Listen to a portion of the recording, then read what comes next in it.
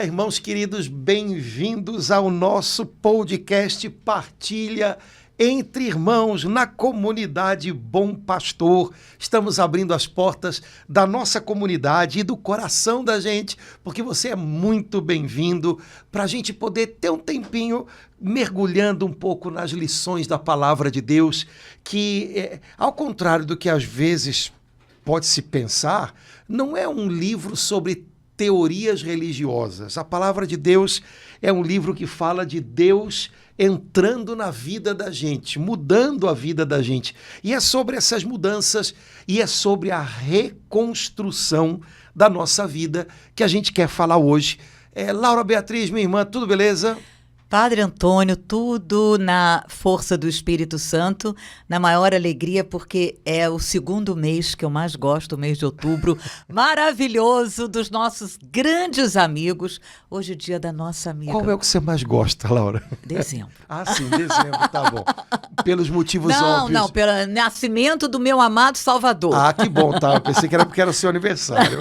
Não, mas outubro tá ali, ó, páreo Ok. a páreo. Não é um mês lindo, Padre Antônio? É bonito demais, né? Essa semana toda Nossa, está sendo de Antônio. festas bonitas. Hoje, Santa Terezinha, padroeira das missões, a Santa da Confiança. Muita coisa bonita para a gente celebrar, muitos motivos para a gente se alegrar. Como diz a Sagrada Escritura, somos acompanhados por uma nuvem de testemunhas Padre que Antônio. torcem pela gente, torcem para que um dia e noite. nós possamos também estar no Senhor, recebendo a coroa da vitória que Ele tem para aqueles que são fiéis. Então, hoje Santa Terezinha, amanhã os nossos santos anjos da guarda, depois de amanhã os protomártires do Brasil, Pois é. né? Sacerdotes e leigos que deram a sua vida, que foram imolados por causa da sua fé, de modo especial na presença real de Jesus no Santíssimo Sacramento. Depois São Francisco de Assis, Santa Faustina, São Bruno, que não é dos mais famosos. Nossa, mas é mas legal, que ele é legal. importante. Então, estamos cercados O senhor não nesse pode mês deixar de tantos falar de um santos. dia que eu sei que o senhor ama, que é o dia 7. Dia 7, Nossa Senhora do Rosário, e depois vai rodando, tem o mês inteiro, um monte de gente boa, para nos lembrar que o chamado de Deus para nós é esse, é a santidade, é vivermos segundo o coração de Deus. O resto, a gente pode até, vamos dizer assim, fracassar, sabe? Existem alguns santos que eu gosto muito, que são santos que aparentemente fracassaram. Aos olhos do mundo, eles fracassaram. Mas aos olhos de Deus, eles foram bem-sucedidos porque foram fiéis. Então, esse é o chamado da gente. Vamos nós agora. Agora é a nossa vez. Agora é a nossa vez. Laura, já que o assunto hoje é reconstrução, eu acho que seria muito legal a gente aproveitar para dar uma olhadinha em alguns livros do Antigo Testamento que falam sobre reconstrução. Eu estava torcendo porque acho que tem 2 anos, foi na Paróquia do Senhor, Nossa Senhora de Fátima, que a gente fez algumas lives e é maravilhoso Esdras e Neemias, né, Padre Antônio? Dá assim, a gente lê, vai lendo e enche a gente de coragem porque eles pegaram um tempo duríssimo, né? Reconstruir não é fácil, aquilo que está tudo acabado, você levantar. Então, a gente lendo, e são as leituras da liturgia. Que passaram nessas últimas semanas atrás, né? Exato. Então, Esdras e Neemias são livros que falam de um tempo de reconstrução. Junto com eles, os livros do profeta Ageu e Zacarias, que foram enviados por Deus justamente para esse tempo. Porque para reconstruir não basta ter o material necessário, não basta ter plantas e esquemas, é preciso ter direção de Deus. E os profetas eram os homens que encorajavam o povo com direção de Deus. Então, Esdras e Neemias, Ageu e Zacarias são os livros que falam desse tempo, que é um tempo importantíssimo para a história do povo de Israel, mas que nós não somos muito acostumados a ter na nossa cuca. Sim. Nós temos muito presente na gente o tempo que o povo de Israel viveu como escravo no Egito. Com Moisés. E aí Moisés foi enviado para tirar o povo do Egito, levá-lo à Terra Prometida. Esse tempo do êxodo do Egito, da chegada na Terra Prometida com Josué, isso está mais ou menos na cabeça da gente. Porque tem filme, tudo, novela, né, Padre Antônio? Tem filme, Os 10 Mandamentos, lembra daquele? Oh. Né? O Príncipe do Egito, mais de perto, né? Desenho animado. Mas o tempo do exílio na Babilônia e do retorno, ele foi muito importante para o povo de Israel. Conhece pouco. Pois é. Inclusive, o que a gente entende até hoje como o judaísmo, que é a religião do povo de Israel bem organizada, como era vivida no tempo de Jesus, como de alguma maneira perdurou, mesmo depois da destruição do templo, 70 anos depois do nascimento de Jesus. O judaísmo, ele é forjado na época desse retorno. Então, é um momento fundamental para a história do povo eleito, mas que a gente não tem muito claro. Então, só para a gente ter o horizonte mais ou menos na nossa cuca. O povo de Israel é introduzido na Terra Prometida por meio de Josué. Durante um tempo, o povo se estabelece na terra, em cidades, e não há um governo central. Quando o povo está passando por momentos complicados, Deus suscita juízes que são homens e mulheres que, em tempos de crise, ajudam o povo a se reorganizar. Mas aí o povo de Israel pede a Deus um rei. Todas as nações em torno da gente têm reis. Por que a gente não tem? Bom, eles tinham. O rei de Israel era o Senhor. Mas parecia não bastar. E então o povo pede e chama, e pede e chama.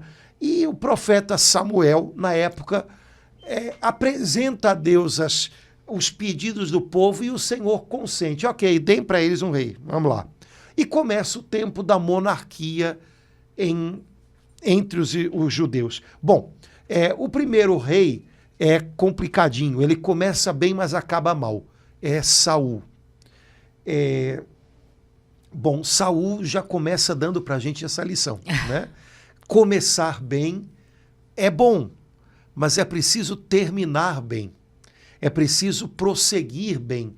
E Saul no caminho se perdeu. E não foi por falta de orientação do profeta, né, Padre Antônio? Não foi. Houve momentos em que ele quis, inclusive, fazer coisas que na cabeça dele eram melhores do que a orientação de Deus. Que era a orientação de Deus. Um pouquinho que nem a gente. Às vezes a gente acha que tem ideias maravilhosas e não entende que o importante não é que a gente realize ideias maravilhosas, é que a gente seja obediente a Deus. E ouça. E às vezes a gente se perde nisso, né? Não é difícil que cristãos se percam em coisas aparentemente boas e acabem se sobrecarregando e por aí vai. E não percebam que o importante é fazer o que Deus pede da gente. Bom, mas Saul, é muito triste. O final de Saul é muito desolador, Saul, né, Padre Antônio? Foi. Bom, o Senhor deu a Israel um outro rei, Davi, que entrou para a história. Né? O Davi... Também tem filme. Pois é, Davi, que era um homem segundo o coração de Deus, era um rei com um coração de pastor, foi um rei amado, lembrado por Israel, como eles desejavam ter um rei, como havia sido o rei Davi. Davi também se atrapalhou bastante, né? Ele tinha um sonho que era construir um templo para o Senhor na cidade de Jerusalém, mas por causa do seu pecado, o Senhor não permitiu e prometeu que o seu filho construiria um templo. E lá veio Salomão. No fundo, Salomão também começou bem e acabou mal. Nossa, Padre Antônio. Pois é, né? Salomão também começou bem, basta a gente lembrar do sonho que ele teve quando ainda era adolescente, né? O Senhor aparece a Salomão num sonho dizendo, me pede o que você quiser e eu vou te dar. Olha que perigo. Deus correu um risco, porque Salomão era um adolescente lá, imagina o que ele podia pedir. E Salomão pediu, Senhor, me dá um coração compreensivo para que eu possa cuidar desse povo. Mas depois ele acabou se envolvendo com um monte de moças que não tinham muito juízo. Ele acabou mostrando que também perdeu o juízo que tinha, porque era o homem conhecido pela maior sabedoria do seu tempo, mas acabou se envolvendo com idolatria. Enfim, não acabou bem. Bom, depois de Salomão, sucederam-se alguns reis à frente do povo. Bom, na verdade, houve um grande problema depois de Salomão. O povo judeu, o povo de Israel, como a gente chama, era um povo, né, feito de tribos, né? Mas era um povo que tinha um único rei e que preenchia a terra na qual havia entrado com Josué, desde o sul até o norte, como um só reino. Depois de Salomão, as coisas se complicaram, dividir, né, então se dividiram em dois reinos. O maior que ficava no norte e o menor que ficava no sul, com a cidade de Jerusalém, que praticamente era a tribo de Judá e a tribo de Benjamim. Pronto, o povo se dividiu em dois reinos. Depois, tanto no norte como no sul, os reis, eles eram uma montanha-russa. Às vezes vinha um rei bom, seguido de um rei picareta, um rei fiel a Deus, seguido de um rei dado à idolatria, e assim foi durante um tempão. E o Senhor enviou profetas ao seu povo, dizendo, olha o rumo que vocês estão seguindo, vocês vão em algum momento ser responsáveis pelas consequências das escolhas que vocês estão fazendo. E esses reis do norte e do sul, eles tentavam manter os reinos, mas cercados por impérios muito grandes. O Egito, que sempre foi um problema, né? Depois, o império da Assíria, que deu lugar ao império da Babilônia, que deu lugar ao império da Pérsia. Essa turma toda estava em torno da Terra Santa, da Terra Prometida, e a Terra Santa sempre foi muito cobiçada. Não é por acaso que as coisas até hoje são do jeito que são. Porque, no fundo, a Terra Santa é um corredor entre a África e a Ásia, entre a Europa e a Ásia. Então, tudo que você possa imaginar de movimentação comercial, por terra, por mar, pode passar por ali. Você pode diminuir distâncias passando por ali. Quem tem a Terra Santa tem um corredor literalmente ligando a África, a Ásia e a Europa por mar, a Ásia. Então, Israel, o povo, porque agora quando se dividem os reinos, Israel passa a ser o reino do norte e Judá o reino do sul. É sempre muito cobiçado. E os reis ali, tentando segurar a onda, começaram a querer fazer alianças com esses impérios. Não os dois juntos, né? Um com um de um lado, outro do outro. E aí aquela história. O Senhor manda profetas.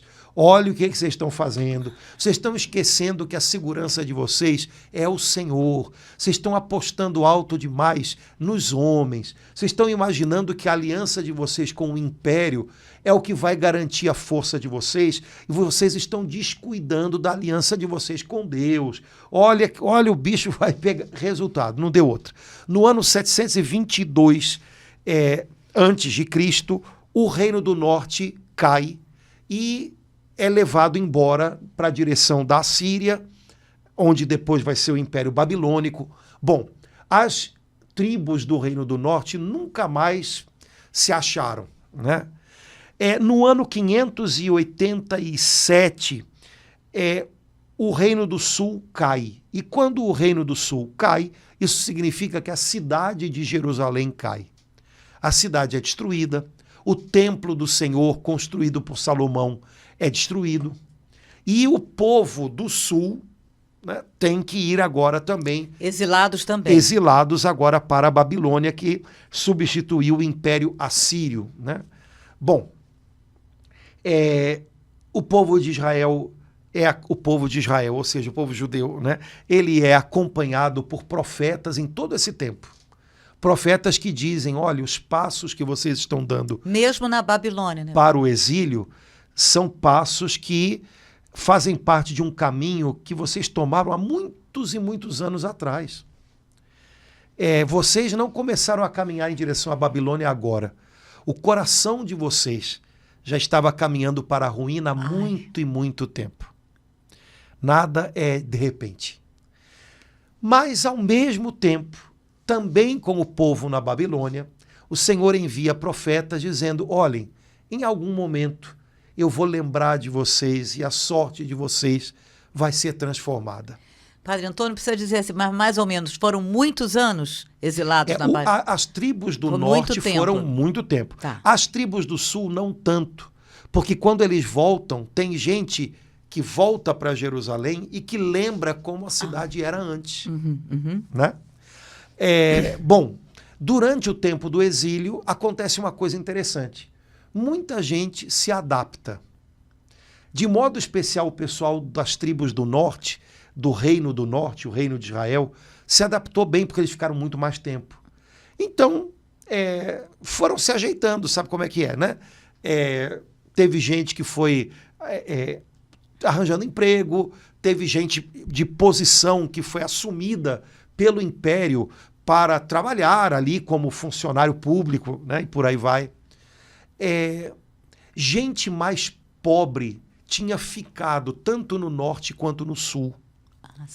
E quando os impérios entravam numa terra naquele tempo, eles enviavam gente para aquela terra do seu contexto cultural, um pouco que para, como é que a gente pode dizer, se misturar. Né?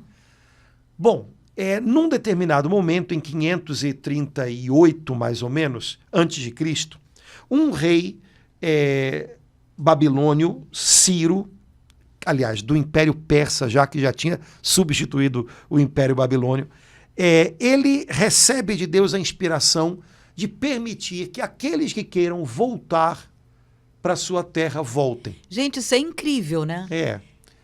Ciro foi visto naquele tempo, apesar de ser um homem pagão, como um ungido de Deus.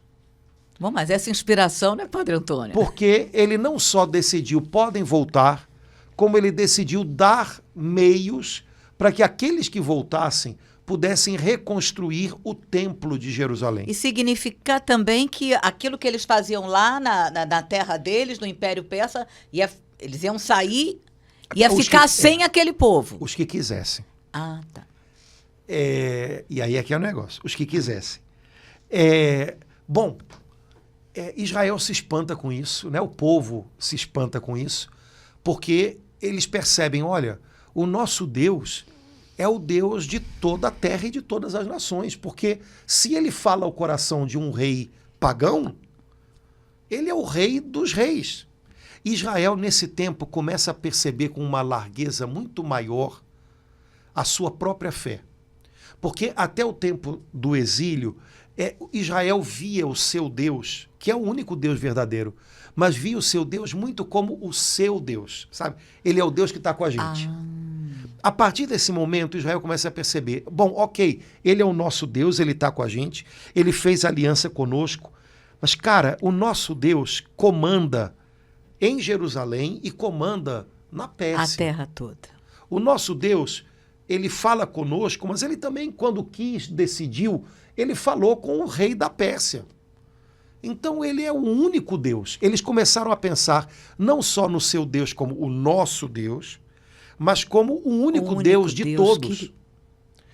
E Ciro dá para aqueles que querem voltar os meios para que eles possam reconstruir o templo. Se faz toda uma citação de coisas que ele mandou que fossem dadas. Bom, alguns decidiram voltar, alguns, porque vários tinham se estabelecido bem e decidiram ficar na Babilônia. Quer dizer, os que não estavam... na Pérsia agora, né? No Império Persa. Os que não estavam muito bem é por aí? É que voltaram. É que voltaram. E isso também fala alguma coisa pra gente, né, Laura? A gente tem uma capacidade grande de se acomodar naquilo que parece que tá bom, né? Só que quando a gente se acomoda, a gente não experimenta fazer parte do trabalho de reconstrução. A gente se acomoda numa coisa e, inclusive, a gente pode se acomodar até naquilo que não presta. Ruim, né? E por conta disso a gente pode não participar do trabalho de reconstrução. Quando se faz no livro de Esdras uma lista dos repatriados, eles colocam inclusive aqui um número. Bom, eles dão um número quase que exato, né? Mas é claro que é um número representativo. Para cada tribo, né? E foram poucos os que voltaram. Comparativamente, né, com o que se imaginava, foram poucos. Houve um grupo de sacerdotes que voltou, e esse grupo, de alguma maneira, conduziu o povo, mas o povo que voltou não foi muito, não foi todo, mostrando que, para muita gente, estar na Babilônia tinha se tornado o suficiente. Eu não sei cômodo. Quantos eram, mas aqui no Esdras 2:64 fala: o total do povo reunido era de 43.360 pessoas, sem contar... Esses números, eles são, obviamente, né, números estabelecidos, mas para mostrar que não foi tanta gente. Né? Reconstruir é difícil. E eu acho que isso também tem a ver conosco. Né? Aparente é mais fácil ou se acomodar ou tentar construir alguma outra coisa. Como, na verdade, o pessoal que foi para a Babilônia fez, construiu a vida fora. Voltar, ter que encarar ruínas, ter que pegar o que caiu e colocar de volta no lugar, é mais difícil. Também na vida da gente. Não é? Talvez, não é que seja mais fácil, vou dizer assim, talvez pareça mais lógico, por exemplo, quando um casamento vai mal, desfazer e tentar um outro, do que lutar para reconstruir. Quando, por exemplo, o nosso relacionamento, por exemplo, numa igreja, na nossa igreja, com as pessoas é ferido, parece para a gente que é hora de ir embora e tentar ajudar talvez em outro lugar. E como é difícil voltar para aquele mesmo lugar e tentar reconstruir o relacionamento com as mesmas pessoas. É bem difícil, e servir no mesmo lugar. A gente logo pensa, não tem um lugar mais aqui para mim não, vou embora, vou para outra igreja, vou procurar outro lugar, devem estar precisando de ajuda em algum outro lugar. Sim, mas qual é o seu lugar? Porque se Deus plantou você ali, se Deus construiu algo com você ali, e se isso porventura desmoronou, quem sabe não é desejo do Senhor que você tente refazer. Né? É mais difícil, porque exige humildade, exige valorizar o que talvez tenha que recomeçar, não tanto com aquela euforia de antes, não tanto com aquela beleza de antes, mas tenha que recomeçar com a gente pegando nas mãos as coisas e recolocando as pedras no lugar. E dá muito mais trabalho. Dá trabalho. Você tem a impressão de que não vai ficar nunca tão bonito quanto antes. Quem disse que é para ficar exatamente como antes? Não sei. Enfim, mas reconstruir é uma tarefa difícil. Só com isso, essa apresentação, Padre Antônio, a gente vê o quanto que a gente precisa aprender com Esdras e Neemias, assim, em cada texto daqui, pedindo, enquanto a gente está lendo, para Deus nos ensinar como ajudou a eles no dia a dia a reconstruir em ruínas, porque levantar uma coisa do zero é uma coisa, mas você reconstruir tudo que está destruído realmente exige uma coragem que só Deus pode dar, como Ele deu a esse povo aqui que acompanhou, o povo que voltou, como o senhor falou, que foram poucos. Né? E, Laura, eu acho que todos nós temos algo a reconstruir. Ah, sim, Padre Né? Antônio. Todos nós temos. Seja a nossa própria vida, né? A nós próprios. Há momentos em que a gente tem a impressão de que a gente está arruinado, ou que a gente lutou tanto para construir a vida da gente e, de repente, alguma coisa acontece e pronto, parece que vai tudo para o chão. Quando você não percebe que você arruinou um monte de coisa, que além de você estar arruinado, você arruinou com situações. Sim, o que eu fiz com a minha família, o que eu fiz com o meu trabalho, o que eu fiz com o meu ministério. É verdade, mas eu creio que todos nós, de alguma maneira, temos pedacinhos da nossa vida que estão em ruínas. E quem sabe hoje, com essa palavra, o Senhor está dizendo, olha, vamos reconstruir. Vamos reconstruir. Não é fácil. Fugir talvez seja mais fácil. A opção. Mas vamos reconstruir. É exigente, não dá para fazer tudo de uma vez só.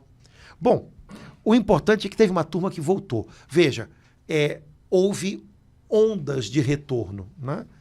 Esdras e Neemias, inclusive, não estavam nesse primeiro retorno.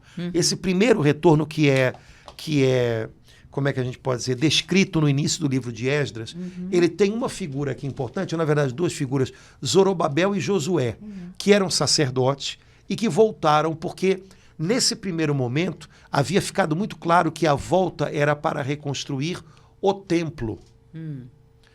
E o povo, essa turma aí, voltou. Né? É interessante porque na parte que você citou, de Esdras, capítulo 2, a partir do versículo 64, se diz que o total dos que voltaram era de 42.360 pessoas, mais escravos no número de 7.337. E eu adorei a seguinte passagem. Eu também! Tinham consigo também 200 cantores e cantoras.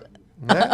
Então, apesar de toda a dificuldade da reconstrução, os cantores voltaram. Quando você reconstrói, você pensa que você vai precisar de marceneiro, pedreiro e tal, nunca de cantor, né? Pois é, Padre Antônio, é verdade. Mas precisava dos cantores para dar um pouco de alegria, para afinar o louvor de Deus, né?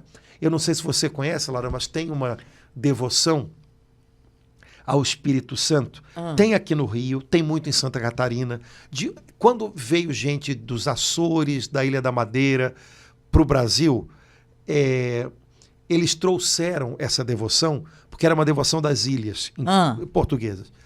E essa devoção do Espírito Santo, ela tem... o pessoal se reúne para preparar a festa de Pentecostes, rezando o terço. Mas, na verdade, não é bem rezando, é cantando. E é uma cantoria, uma cantilena meio monótona, porque era a cantoria que o pessoal nessas regiões fazia enquanto estava fazendo a colheita da terra. Então, mas isso existe em vários países do mundo. Enquanto está fazendo a colheita, eles ficavam cantando. Pessoal, Ave Maria, cheia de graça, o Senhor é convosco. Cantando, rezando o terço e fazendo a colheita da terra, né? E isso existe em várias culturas de vários lugares diferentes, tanto na Europa quanto no Oriente e tal. O pessoal, como no Nordeste, o pessoal tem músicas para acompanhar o trabalho. Sim. E muitas vezes são músicas de oração, de louvor a Deus. Eu acho que é um pouquinho isso que o livro de Esdras e Neemias está dizendo aqui. Olha, você tem que botar a mão na massa, mas não esquece de louvar. Você tem que botar a mão na massa, mas você tem que ter uma trilha sonora junto. Agora, a gente tem que perceber qual é a trilha sonora que a gente está usando para a vida da gente, né? Então, se você põe como trilha sonora da sua vida,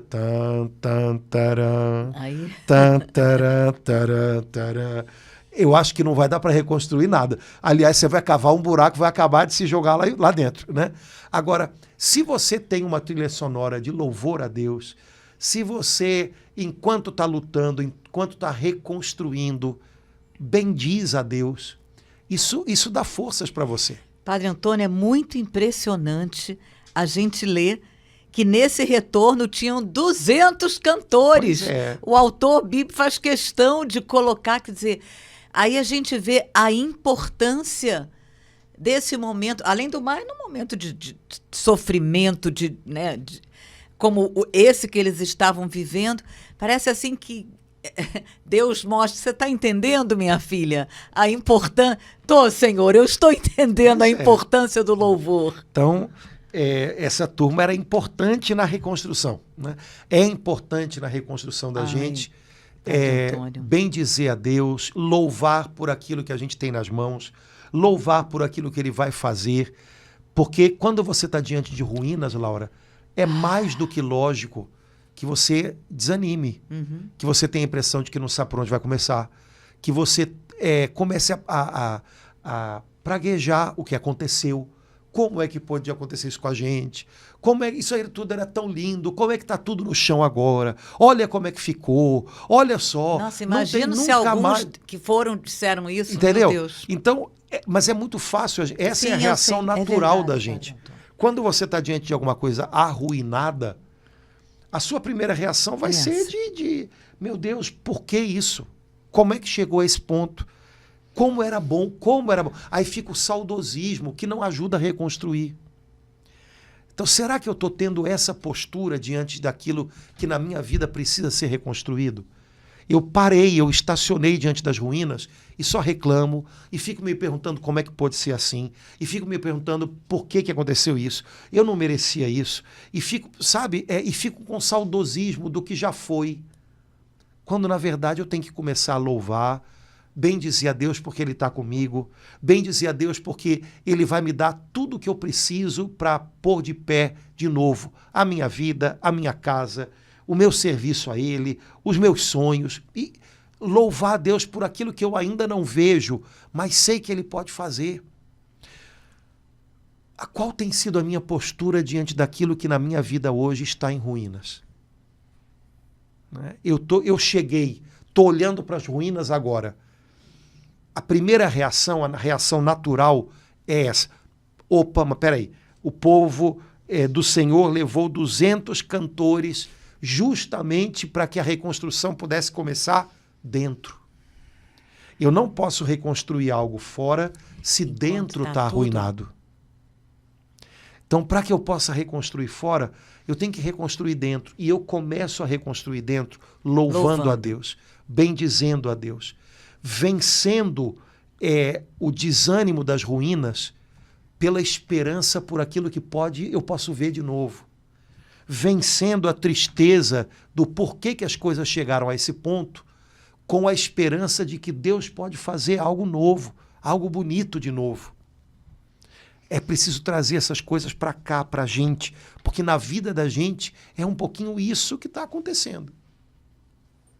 Bom, eles chegaram lá e, de fato... A comparação, Padre Antônio, é fraca, porque a gente...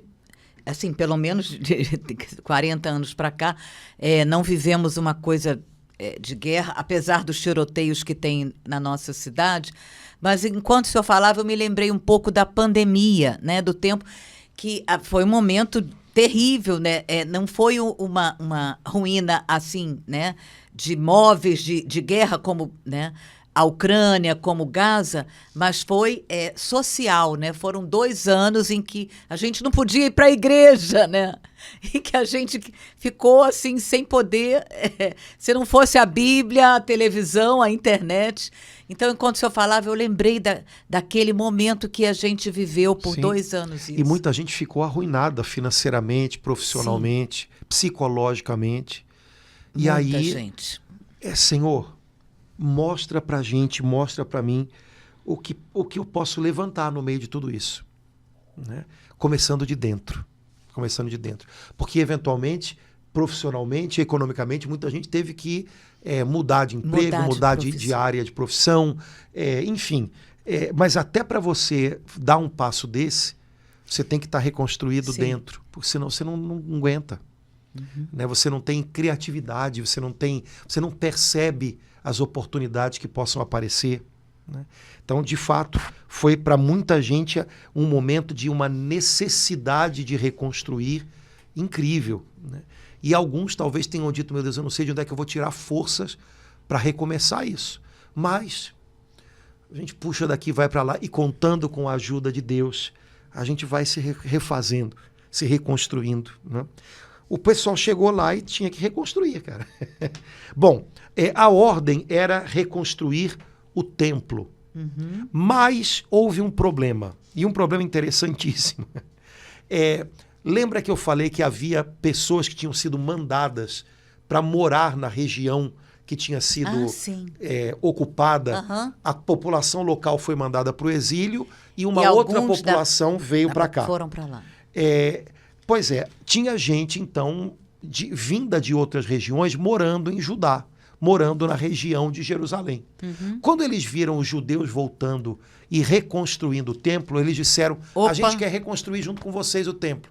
Porque a gente está morando aqui há muito tempo e o Deus daqui, porque é assim que os pagãos imaginavam, o Deus daqui agora também é nosso Deus e a gente quer fazer junto com vocês.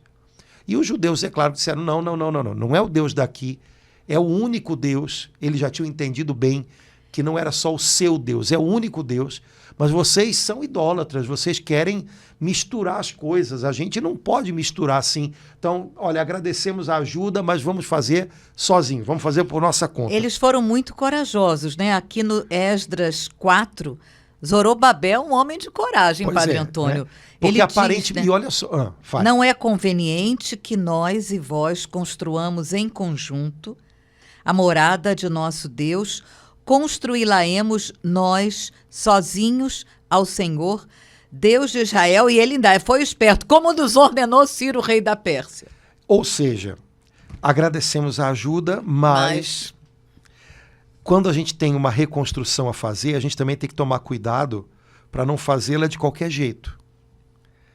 Porque não dá para reconstruir algo que é de Deus de qualquer jeito. Eles estavam vindo de fora. Não eram... O pessoal acomodado na Babilônia ficou. Porque era o pessoal que tinha dado certo na Babilônia, vamos dizer assim.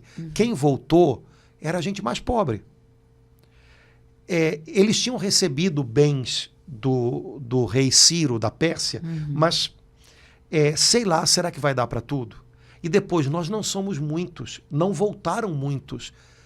De repente tem gente que chega e diz, a gente vai ajudar, vamos lá, a gente vai entrar nessa com vocês.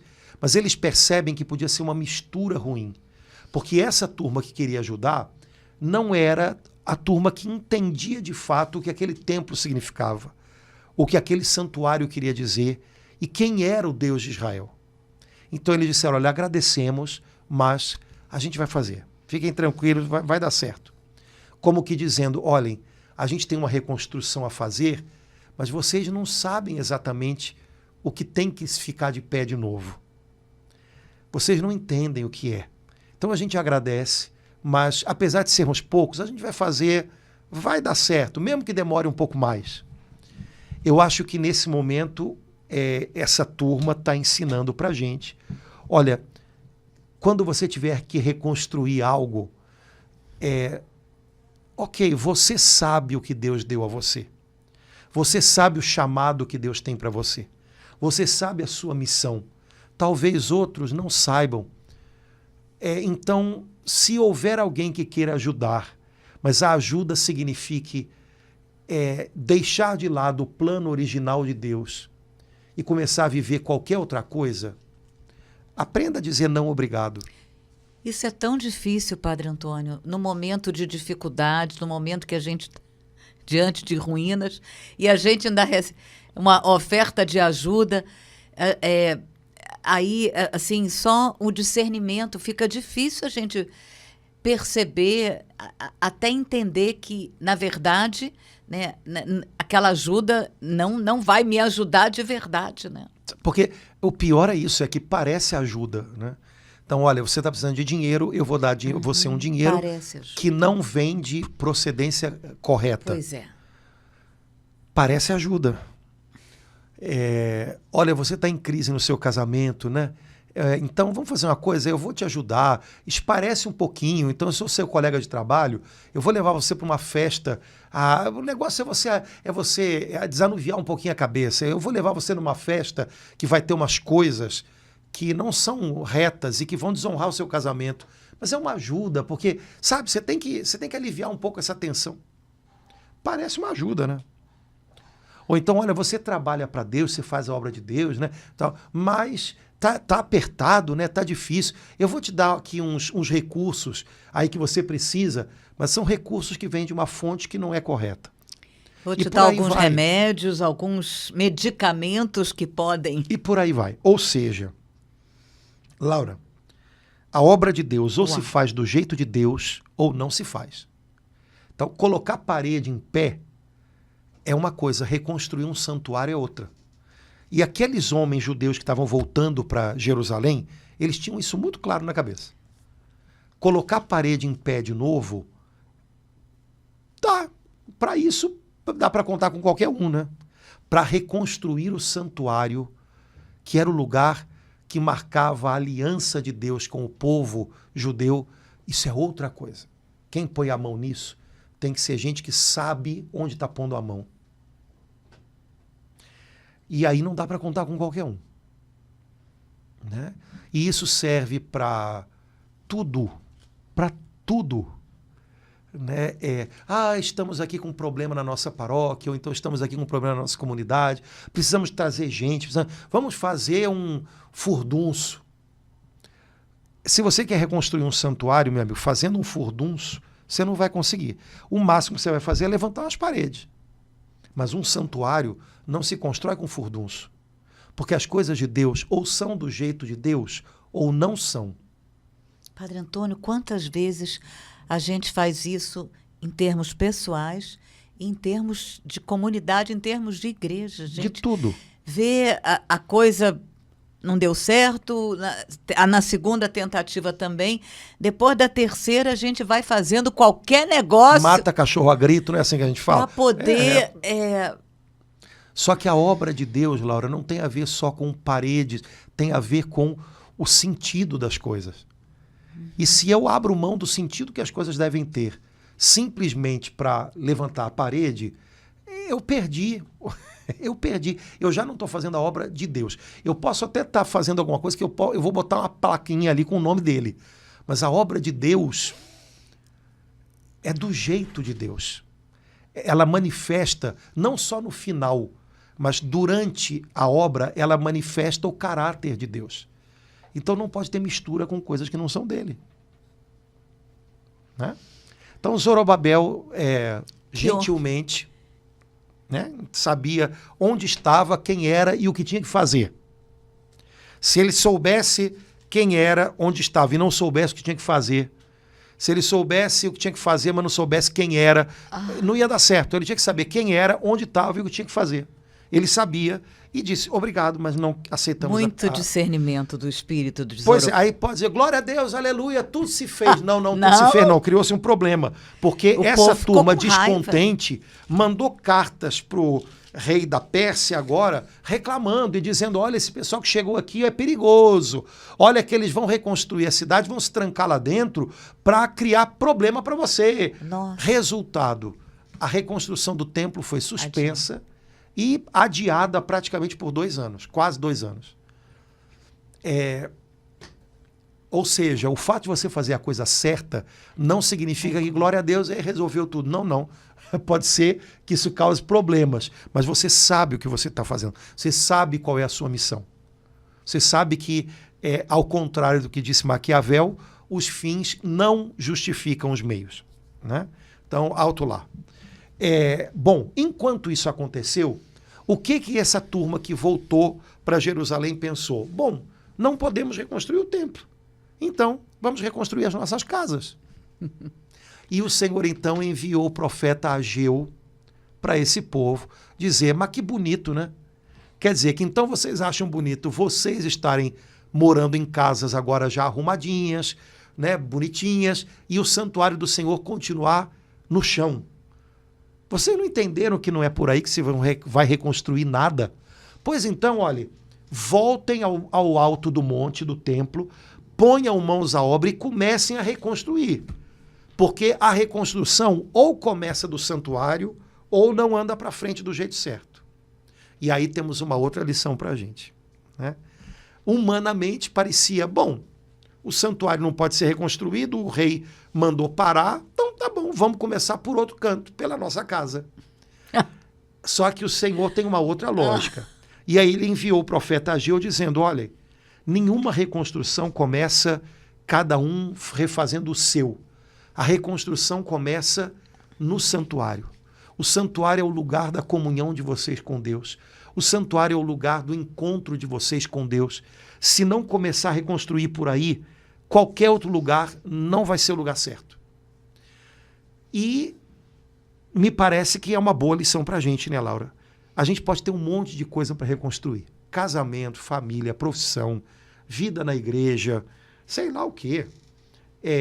Uma nova etapa de vida da gente, porque você pode reconstruir né, a sua vida fazendo uma mudança de uma cidade para outra, sei lá. Pode ser que Deus tenha dado essa direção. Agora, uma coisa é certa, nenhuma reconstrução começa no lugar certo se não for pelo santuário. No nosso caso, o santuário significa a nossa amizade com Deus, a nossa comunhão com Deus. Para os judeus significava um lugar, um pontinho da terra que eles consideravam que era a morada de Deus. Para um cristão, significa esse santuário que a gente carrega dentro da gente, porque somos templos do Espírito Santo. Então, se eu não reconstruo, se eu não começo a reconstrução da minha vida pela minha comunhão com Deus, eu posso tentar por qualquer outro lugar, mas não vai funcionar. Primeiro o santuário, primeiro o altar que eu carrego aqui dentro tem que estar cheio de ofertas ao Senhor, ou seja, cheio da minha entrega a Deus, da oferta da minha vida a Deus. A partir disso, ele vai colocar o resto em ó. Agora vá por aqui, agora vá por ali, mas a direção de Deus brota do santuário, da minha amizade com ele. Parei de orar, volta a orar. Mas eu tenho que refazer a minha família, volta a orar. É o seu relacionamento com Deus que vai ser o início da reconstrução do seu relacionamento com a sua esposa, com o seu marido, com seus filhos. Mas eu tenho que recuperar a grana, eu tenho que recuperar a minha profissão. Ok, mas primeiro, recupera a sua aliança com Deus. Busca ele, fala com ele. Ele vai te mostrar qual é a porta que você tem para abrir ali na frente. Ele vai mostrar. Essa hora em que está tudo arruinado é tão delicado, a gente fica tão suscetível às tentações, né? Por isso aquela palavra terrível, né, de um abismo atrai outro abismo, no caso, né, você fica muito suscetível às tentações, né, Padre Antônio, Sim. numa hora dessa. E é natural, e Deus sabe disso. Só que esse é o segredo, Laura. O natural é sempre a primeira reação. Calma. Dê tempo para a segunda reação. Dê tempo para essa moção, para essa inspiração do Espírito Santo vir também, e aí ele vai lembrar você. Eu estou me precipitando, estou querendo, mas não parei para orar hoje de manhã. Então eu estou correndo que nem uma barata tonta, mas não sei nem por onde recomeçar. Ora, Deus vai equilibrar você e vai fazer o seu dia render e vai mostrar para você os passos melhores. Não adianta correr sem rumo. Né? Tem que ter direção.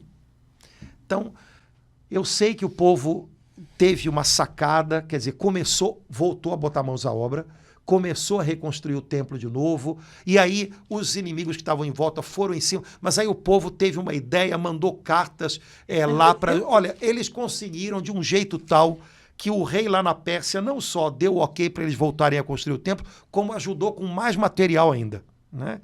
Então, porque eles estavam empenhados a reconstruir o seu lugar de encontro com Deus, a situação foi revertida. Aí, aqui no Esdras 7:6, incrível, Deus tocou até o rei da Pérsia de novo. Este Esdras vinha da Babilônia, era um escriba versado na lei de Moisés, dado pelo Senhor, Deus de Israel. Como a mão do Senhor, seu Deus, repousasse sobre ele, o rei concedeu-lhe tudo o que pediu. Pois é. Então, quando a gente tem direção de Deus, incrível isso. Deus sabe onde ele quer levar a gente. Então, mesmo quando parece que tem alguma coisa contraditória, ele muda, né? Laura, Deus é poderoso para usar até quem quer fazer mal para a gente, para fazer a gente chegar onde ele quer que a gente chegue. Amém. Ponto. Amém. Ponto. Só que a grande questão é, eu tô dando atenção a quem? Eu estou dando crédito a quem? Se eu me desespero e eu me perco, se eu lembro, peraí, mas o Senhor sabe onde Ele quer que eu chegue, o Senhor tem meios que eu não tenho, Ele vai ajudar. Pois confia. Eu acho que todos nós já devemos ter passado por alguma situação em que a gente percebeu que alguém tentou puxar o tapete da gente, talvez até tenha puxado. Mas de repente a gente olha, rapaz, não é que eu agora tô no lugar certo? Pois é. Ou a gente confia nisso ou a gente não confia. Né? Então, quando Deus tem um lugar para a gente, Ele sabe fazer a gente chegar lá, mesmo que no meio ponha um obstáculo, mesmo que, sabe, o caminho pareça que está dando uma volta um pouco maior, né? A rota teve que ser recalculada, não tem problema, ele vai fazer a gente chegar lá. Foi o que aconteceu com o povo. Né? Eles não só conseguiram o aval do rei mais uma vez, como conseguiram mais suprimentos para aquilo que era necessário. Então, reconstrução é um tempo que exige que a gente lembre que a gente tem que honrar a nossa comunhão com Deus. Reconstrução significa que as obras de Deus ou são feitas do jeito de Deus ou não acontecem. Reconstrução é um tempo da nossa vida em que a gente tem que lembrar que não basta ter os meios, é preciso ter direção do Senhor. Se o povo não tivesse o profeta Ageu e o profeta Zacarias no meio deles, ouvindo o Senhor e falando da parte do Senhor para eles, eles iam gastar o material que eles tinham, reconstruindo as próprias casas, e iam ficar de mãos vazias na hora de reconstruir o templo. Como eles obedeceram, olha, voltem, mãos à massa de novo, mãos à obra de novo, voltem a reconstruir o templo, o santuário é o mais importante. Eles foram ajudados por Deus e conseguiram mais provisão ainda. Incrível. No Novo Testamento tem uma passagem que todo mundo conhece, na qual o Senhor Jesus diz: buscai em primeiro lugar o reino de Deus e a sua justiça, e tudo mais vos será dado em acréscimo. Para a maioria das pessoas, essa palavra é complicadíssima. E ela de fato é, porque ela exige a nossa confiança. Mas aposta nisso. Aposta nisso. Né? A partir de dentro, a reconstrução vai acontecer. E pessoas reconstruídas por dentro são pessoas criativas, operosas, capazes de perceber as oportunidades quando elas chegam, capazes de fazer render o pouco que têm. Mas pessoas que estão em reconstrução interior. E ainda conseguem reconhecer, puxa, aquele momento ali que puxaram o meu tapete, Senhor. Agora eu entendi, Senhor. Por que eu perdi aquele trabalho? Já entendi. Foi para isso e para isso e para isso. Né? Confiança em Deus. Mas reconstrução tem a ver com essas coisas todas. Laura, vamos parar por aqui, porque senão o pessoal vai embora.